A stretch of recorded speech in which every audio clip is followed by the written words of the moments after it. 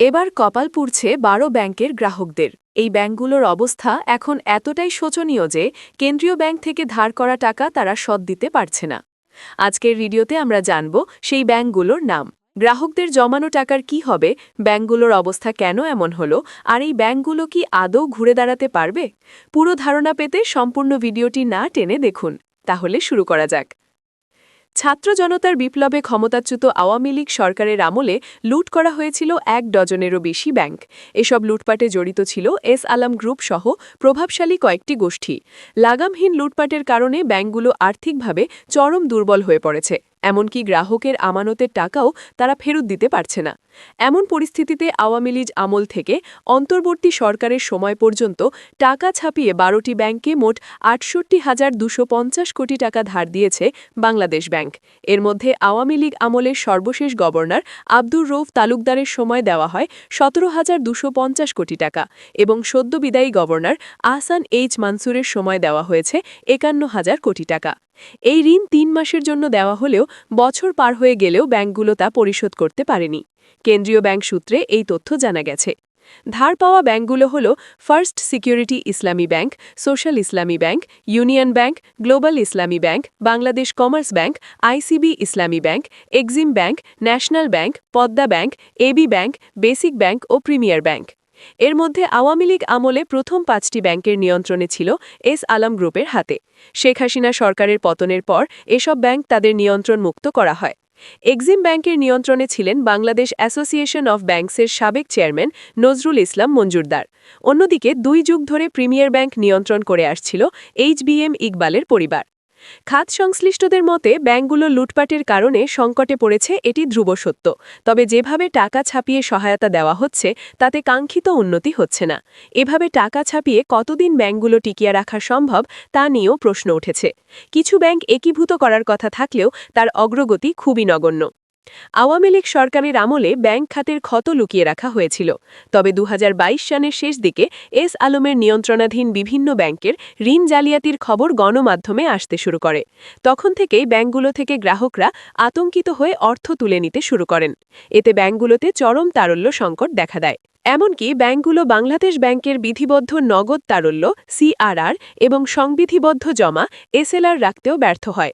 এরপরও ব্যাংকগুলোকে নানা অবৈধ সুবিধা দিয়ে টিকিয়ে রেখেছিলেন তৎকালীন গভর্নর আব্দুর রউফ তালুকদার।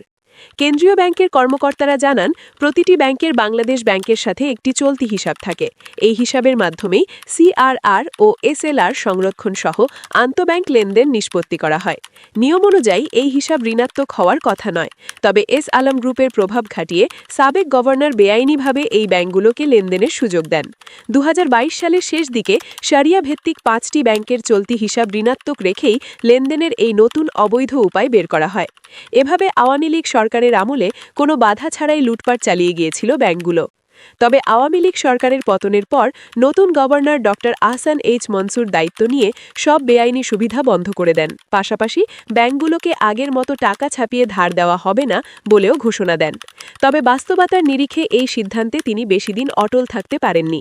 কারণ টাকা ছাপিয়ে ধার দেওয়া বন্ধ করায় ব্যাংকগুলো গ্রাহকদের টাকা দিতে হিমশিম খেতে শুরু করে এবং শাখাগুলোতে বিশৃঙ্খলা সৃষ্টি হয়। পরিস্থিতি সামাল দিতে আবারও নতুন করে টাকা ছাপিয়ে ঋণ দেওয়া শুরু করে কেন্দ্রীয় ব্যাংক।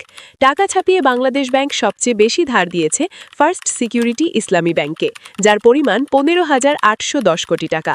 এছাড়া এক্সিম ব্যাংকে ১২,০১০ কোটি টাকা, সোশ্যাল ইসলামী ব্যাংকে ১০,৮৪১ কোটি টাকা, ন্যাশনাল ব্যাংকে ১০,৫৬৮ কোটি টাকা, ইউনিয়ন ব্যাংকে ৫,৪২০ কোটি টাকা, গ্লোবাল ইসলামী ব্যাংকে ৩,০০০ কোটি টাকা, বাংলাদেশ কমার্স ব্যাংকে ৬২৪ কোটি টাকা, আইসিবি ইসলামী ব্যাংকে ২৫২ কোটি টাকা, পদ্মা ব্যাংকে ২৫২ কোটি টাকা এবং বেসিক ব্যাংকে ১৯৫ কোটি টাকা ধার দেওয়া হয়েছে। এই সারি ২০২৩ সালের ডিসেম্বর থেকে শুরু। বাংলাদেশ ব্যাংক অর্ডারের ১৬(৪)D এবং ১৭(১)B ধারা অনুযায়ী ৯০ দিন মেয়াদে ১১.৫% সুদে এই অর্থ দেওয়া হয়েছে। ব্যাংকিং পরিভাষায় একে ওভারনাইট ওডি সুবিধা বলা হয়। এই ধারের বিপরীতে ব্যাংকগুলো সমমূল্যের ডিমান্ড প্রমিসারি নোট জমা দিয়েছে। শর্ত অনুযায়ী কোনো ব্যাংক দেউলিয়া হলে সম্পদ বিক্রি করে সবার আগে কেন্দ্রীয় ব্যাংকের এই পাওনা পরিশোধ করতে হবে।